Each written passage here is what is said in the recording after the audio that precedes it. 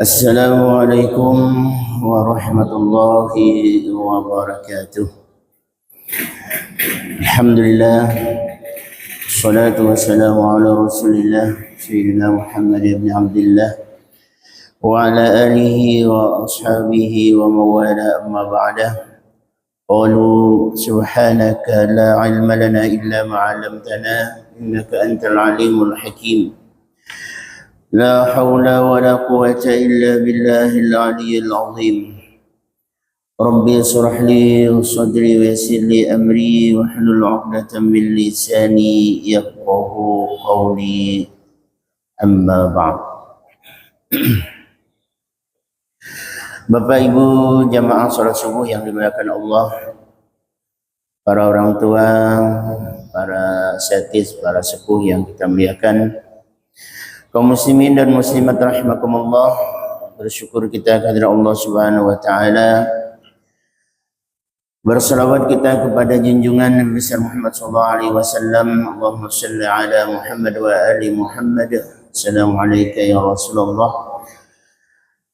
Di mana pagi hari ini kita berjumpa kembali dalam lanjutan kajian kita masih dengan judul besarnya As-Sifatul Mazmumah, atau sifat-sifat tercela, yang bahasa lainnya ialah penyakit-penyakit hati. InsyaAllah pagi hari ini kita membahas pula yaitu tulul amal. Yang sebelumnya kita telah membahas al-makar, makar. Sebelum kita lanjutkan, marilah terlebih dahulu kita membaca surat Al-Fatihah yang kita hadiahkan pahalanya li musannif hadzal kitab. Juga kita hadiahkan kepada guru-guru kita yang telah mendahului kita, orang-orang tua kita, dan juga orang-orang yang berjasa dalam hidup kita, serta mudah-mudahan kita diberikan ilmu yang bermanfaat. Ala hadhihi niyyah wa ala niyatin shalihah. La hawla bil Mustafa Rasulillah sallallahu alaihi wa alihi wasallam. Al-Fatihah. Bismillahirrahmanirrahim. Alhamdulillahirabbil alamin arrahmanir rahim maliki yaumiddin. Iyyaka na'budu wa iyyaka nasta'in. Ihdinas siratal mustaqim. Siratal ladzina an'amta 'alaihim ghairil maghdubi 'alaihim waladdallin.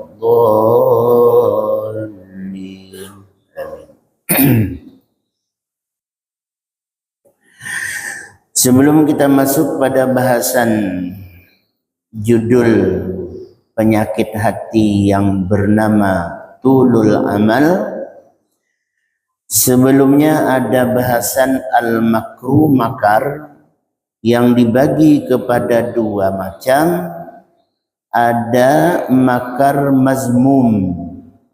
Di makar mazmum ini tentu adalah makar yang tergolong penyakit hati. Dalam bahasa politik, makar itu menggulingkan kekuasaan penguasa yang sedang berkuasa, yang diperebutkan kekuasaannya.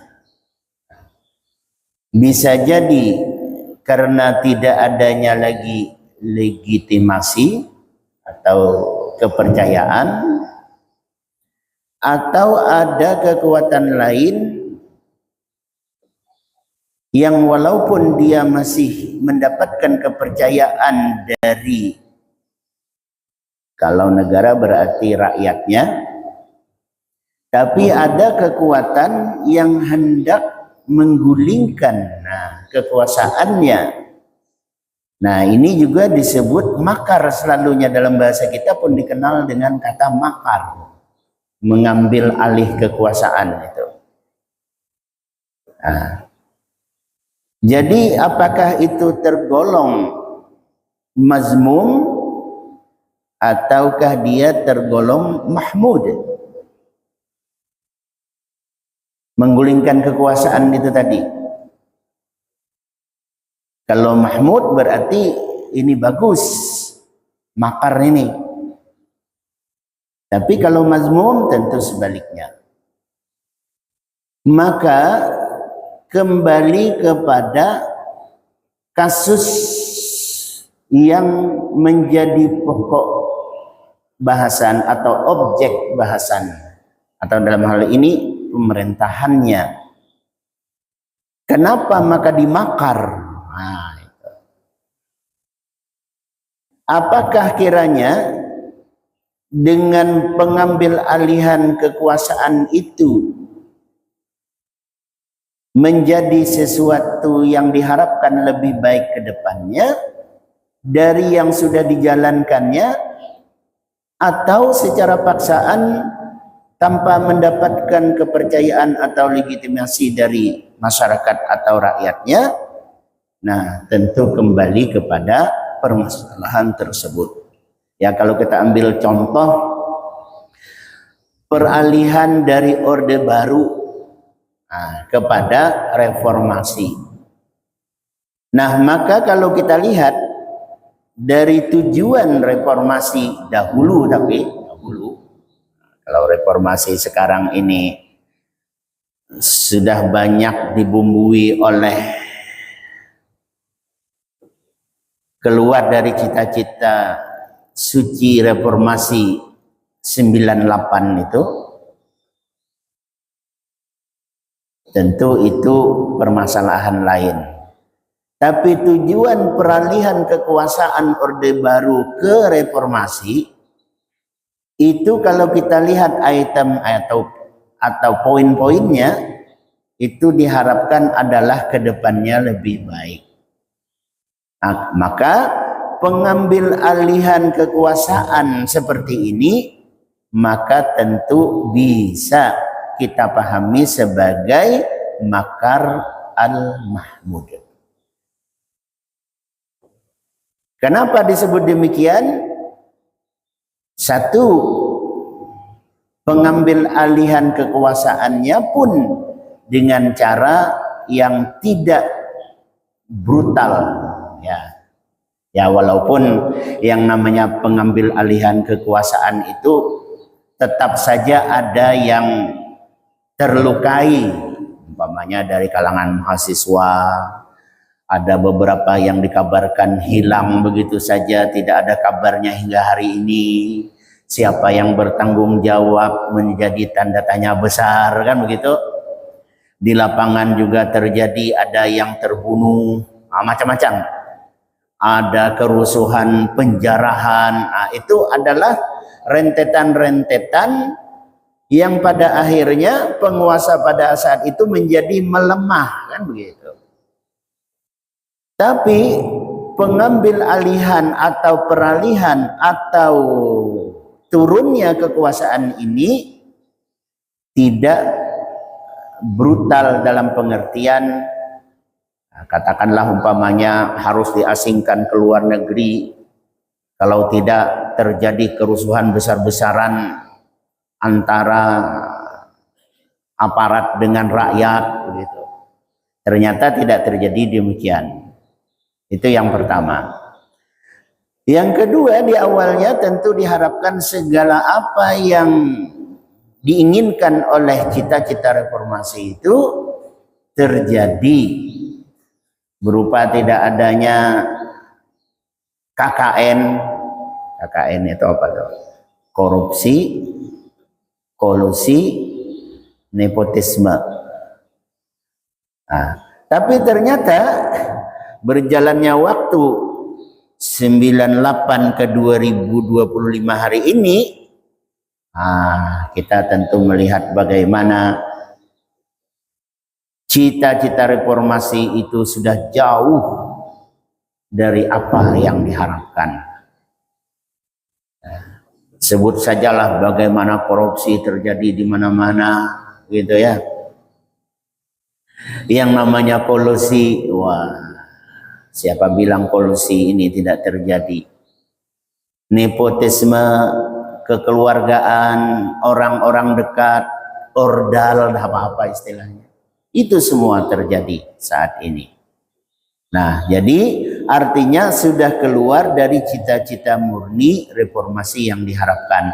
Jadi makar yang dimaksud pada saat itu oleh kalangan mahasiswa yang kemudian para kalangan akademisi dan juga para tokoh pada saat itu, tentu mereka menginginkan sesuatu yang lebih baik, maka mudah-mudahan makarnya itu termasuk makar mahmud.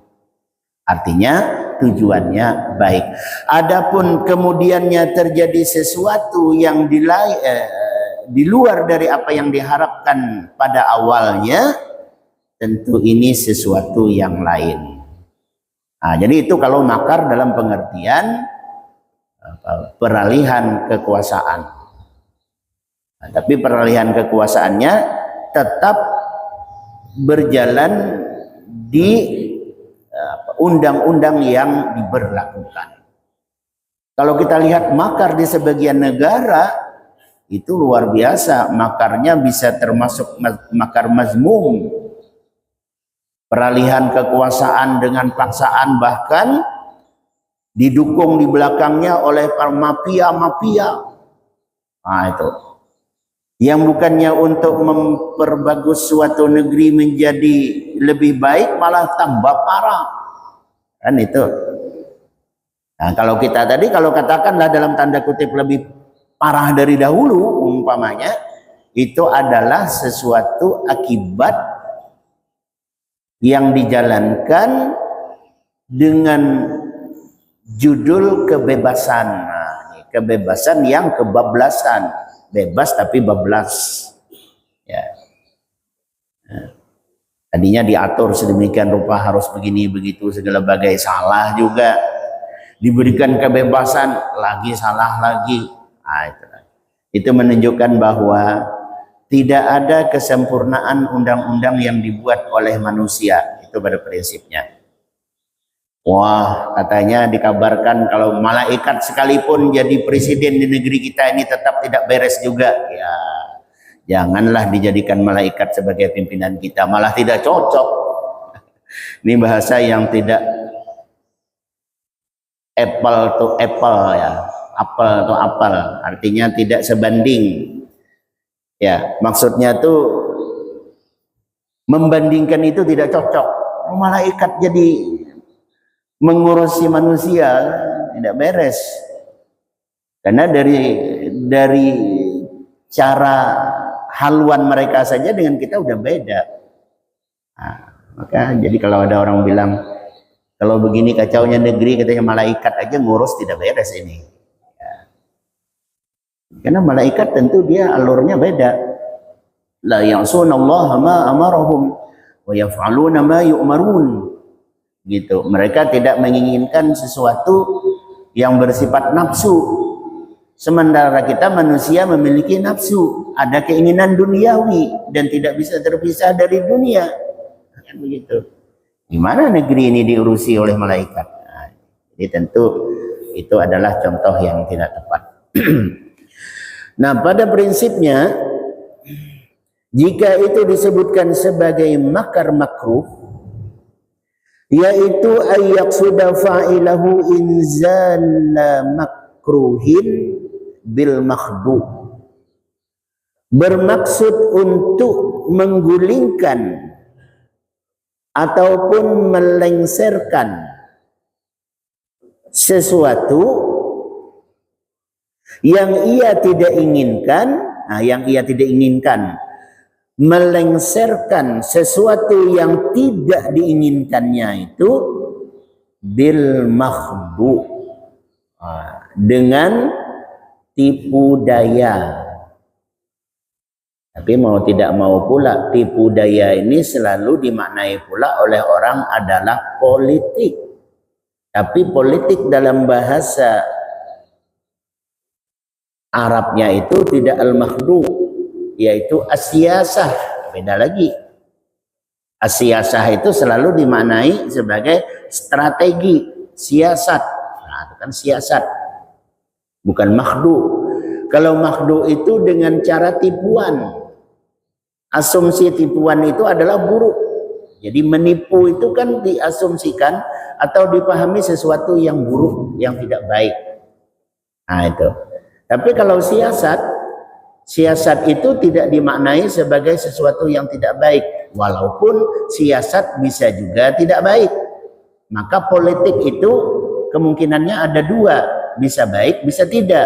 Kalau begitu bagaimana? Kembali kepada orangnya dan apa yang ia inginkan dari siasat itu. Nah, maka jangan pula dikatakan politik itu tidak baik. Kalau politik tidak baik, Rasulullah berpolitik. Ya, bagaimana mengatur strategi dalam dakwah berpolitik. Allah memberikan bimbingan. Ini dakwah tidak bisa dipaksakan di Mekah. Ya, akhirnya Rasulullah disuruh pindah. Innal ladzina hajaru wa jahadu fi sabilillah ulaika yarjuna rahmatallah. Sesungguhnya orang-orang yang hajaru berhijrah, jahadu berjuang fi sabilillah. Mereka itu adalah orang yang mengharap rahmat Allah. Jadi kepindahan Nabi dari Mekah ke Madinah itu strategi. Itu bukan karena menghindar takutnya ancaman pembunuhan dari kaum Quraisy, kafir Quraisy, bukan. Tapi karena hijrahnya ini disuruh pindah. Ayat turun suruh pindah. Kalau tidak Nabi tidak pindah. Artinya kalau dijudulkan sebagai ketakutan Nabi terhadap ancaman pembunuhan, maka Nabi tetap saja berdakwah di tapi begitu turun ayat menyuruh pindah tadi ini, pindahnya Nabi ke Madinah, di Madinah mengatur strategi. Nah, ini politik strategi ini. Berkembanglah Islam sedemikian rupa di Madinah. Lalu kemudian setelah sampai dirasa cukup untuk kembali ke Makkah, maka terjadilah Fathu Makkah 9 pada tahun ke-9 Hijrah itu. Itu kan strategi, itu namanya politik. Nabi saja berpolitik. Jadi kalau politik atau siasah itu dianggap kotor tidak baik, maka tentu pendapat ini salah. Jadi politik itu baik atau tidak baik kembali kepada siapa yang berpolitik dan apa tujuannya berpolitik. Nah, itu siasah. Beda dengan makhdhu tadi. Makar ini. Kalau makar yang makruh ini ialah bermaksud untuk menggulingkan sesuatu yang ia tidak inginkan bil makhdhu. Nah, dengan cara tipu daya. Tipu daya ini macam-macam. Bisa jadi langsung dengan kekerasan, kerahkan kekuatan bersenjata, menggulingkan. Makanya kan ada peralihan kekuasaan yang disebut dengan makar itu, umumnya itu yang terjadi di luar sana, bukan di negeri kita. Itu adalah yang makar itu justru angkatan bersenjatanya. Nah, memang tujuannya ialah kalau tidak angkatan bersenjata ini kacau. Nah, ya kan. Nah, maka makar diambil alih oleh militer. Nah, itu. Ya memang tentu tujuan mereka juga baik juga. Kalau tidak militer ini kacau nih negeri ini. Nah, maka diamankan dulu oleh militer. Nanti dikira sudah mulai redam, ya, suasana sudah mulai agak damai, lalu adakan pemilihan secara demokratis. Biasanya seperti itu. Nah, pada prinsipnya makar makruh ini ialah memaksakan sesuatu karena ia tidak menginginkan sesuatu yang diharapkannya itu terjadi, tapi dengan cara tipuan. Maka inilah yang dimaksud oleh Rasulullah Shallallahu Alaihi Wasallam dalam hadisnya, al-makru wal khadi'atu finnar. Innahuma yu'addiyani biqasidihima ilan nar. Makar dan khadi'ah. Makar dan khadi'ah itu turunannya. Jadi makar dengan cara tipu daya tadi.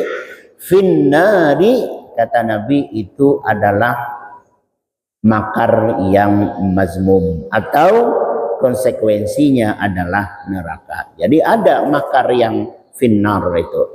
Yu'addiyani, kedua-duanya bisa membawa kepada bimaqasidihima ilan nar. Nah, jadi makar itu terbagi kepada dua, makar mahmud dan mazmum. Sekira itu kesimpulan pada minggu lalu. Kalau sempat kita bahas pada pertemuan ini ialah tulul amal. Nah, apa pula tulul amal ini? Tulul amal itu selalu diterjemahkan kepada tul, itu artinya panjang. Terjemahan harfiahnya. Amal itu bukan amal, tapi amal. Hamzah ya. Kalau amal itu amal perbuatan ibadah. Selalu dimaknai sebagai amal. Ya, perbuatan. Ini adalah amal. Amal itu angan-angan. Jadi kalau tulisannya ain, mim, lam, maka itu pekerjaan. Kalau a, alif, hamzah, mim, lam, maka itu hayalan. Nah, jadi jauh juga beda artinya ya. Memang bahasa Arab ini sensitif. Dari perbedaan pengucapan amal menjadi amal, itu maknanya udah jauh. Kalau amal adalah perbuatan, amal adalah hayalan. Jadi kalau amal itu berhayal aja. Kalau amal bekerja. Makanya kalau kita membaca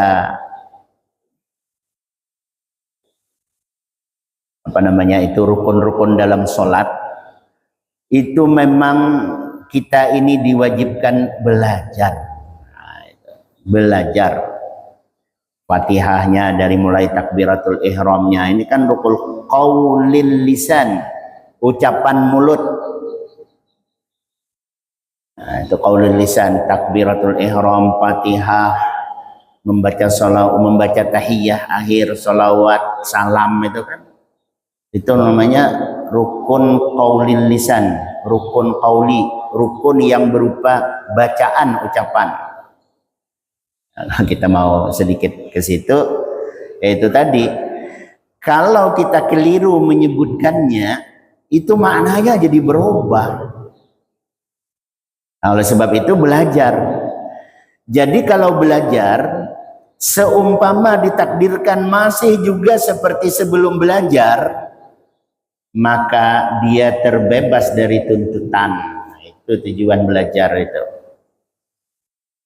Bagaimana bacaannya? Kata gurunya, biasanya nih ada berubah nih kayak itu, ya masih. Nah, itu. Bagaimana dengan orang tadi ini nih? Dia terbebas dari tuntutan. Kenapa? Dia belajar. Bacaannya masih begitu, iya. Tapi kan saya sudah berusaha mengikuti apa kata guru seperti ini. Tapi rupanya mulut saya ini begini juga. Tadinya waktu mengikuti bisa begitu sendiri, balik lagi. Ya. Bagaimana ini nih? Nah, dia terbebas dari tuntutan. Nah, oleh sebab itu dicarikan pula di dalam Al-Quran itu solusinya. Ya, sehingga muncullah qiraah sabak itu. Qiraah sabak itu kan pilihan-pilihan. Tidak bisa begini, oh ada begini. Ada orang bisanya begini, lalu dipatenkan, bolehlah ayuha seperti itu. Jadi asal muasal qiraah sabah itu, kalau kita lihat ceramahnya Ustadz Adi Hidayat, itu mengambil dari daerah-daerah yang bahasa Arabnya, cara pengucapannya beda-beda. Lalu karena mereka ini tidak bisa disatukan antara daerah A, B, C, D, daerah Hijaz, Arab Saudi, itu bahasanya menjadi berbeda dengan apa namanya, katakanlah daerah timur sini, Yaman, Oman, apalagi Teluk Persia masuk ke situ, Irak, begitu kan? Seberang sana Mesir dan negara-negara Afrika itu kan pakai bahasa Arab semua tuh, sampai kepada Tunisia, Libya, Maghribi dan seterusnya. Belum lagi daerah Palestina, di situ juga bangsa-bangsa Arab, makanya disebut Jazirah itu kan. Karena setiap mereka berbeda-beda, Jazirah, Jazair.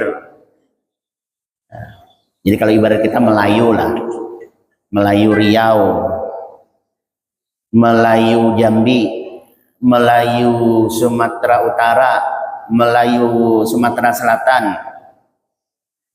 Melayu Sumatera Barat, malah terasa berbeda tuh. Yang agak masih bisa Melayu Sumatera ini pada rumputnya Melayu begitu kan. Sebenarnya Indonesia itu Melayu. Riau, Jambi, Sumatera Selatan, Medan Sumatera Utara, ini masih bisa lah, agak dekat ini nih turunan-turunannya. Tapi begitu Aceh, Sumatera Barat gitu kan, mereka bahkan tidak disebut bahasa Melayu malah ya, bahasa Minangkabau begitu kan, Aceh dengan bahasanya, tapi rumpun bahasa itu Melayu. Begitu pula dengan apa namanya ini, Lampung, Melayu Lampung ya. Lampung sekarang sudah karena banyaknya apa namanya transmigrasi dari Jawa, sehingga bahasa asli Lampungnya banyak mulai hilang ya. Nah, begitu pula Bengkulu begitu kan. Nah, ini rumpunnya. Nah, bahasa Arab begitu juga. Nah, jadi karena bahasa ini ternyata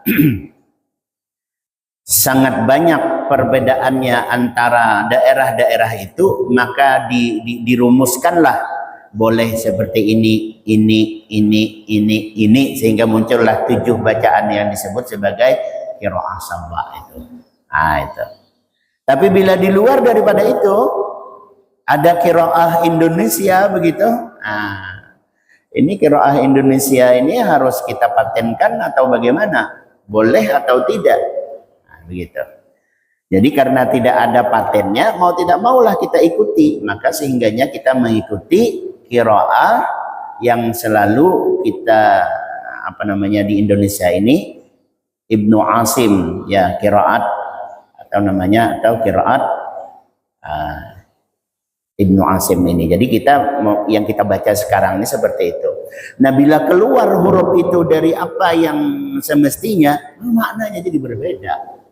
Berarti tadi umpamanya alif jadi ain, nah kan beda. Amal, amal. Nah, kalau amal itu adalah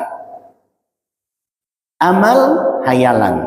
Amal itu adalah perbuatan, atau disebut juga amal cita-cita. Atau ada yang maknanya seperti itu, cita-cita. Amal pekerjaan. Nah, dalam judul besar kita tulul amal, nah, yaitu panjangnya cita-cita, itu bahasa orang dahulu. Atau yang kalau kita bahasakan sekarang ialah terlalu banyak berhayal. Insyaallah bahasan kita ini akan kita lanjutkan. Nampaknya pada kesempatan ini tidak cukup waktu kita. Pada pertemuan akan datang kita akan bahas apa itu tulul amal. Atas segala kekurangan mohon maaf. Terima kasih. Wallahul muwaffiq ila aqwamit thoriq. Billahi taufiq wal hidayah. Assalamualaikum warahmatullahi wabarakatuh. Bismillahirrahmanirrahim. Alhamdulillahirabbil alamin wassalatu wassalamu ala asyrofil mursalin. Allahumma anfa'na bima 'allamtana wa 'allimna ma yanfa'una warzuqna 'ilman yanfa'una wa hidayatan wa tawfiqa. Allahumma ij'al jam'ana hadza jam'an marhuma wa tafarraqana min ba'dihi tafarraqan ma'suma. Allahumma la taj'al fina wa la ma'ana shaqiyya wa la mahruma. Rabbana atina fid dunya hasanatan wa fil akhirati hasanatan wa qina 'adzaban nar. Wa sallallahu ala sayyidina Muhammad wa ala alihi wa sahbihi wasallam. Alhamdulillahirabbil alamin. تقبل الله منكم منا ومنكم.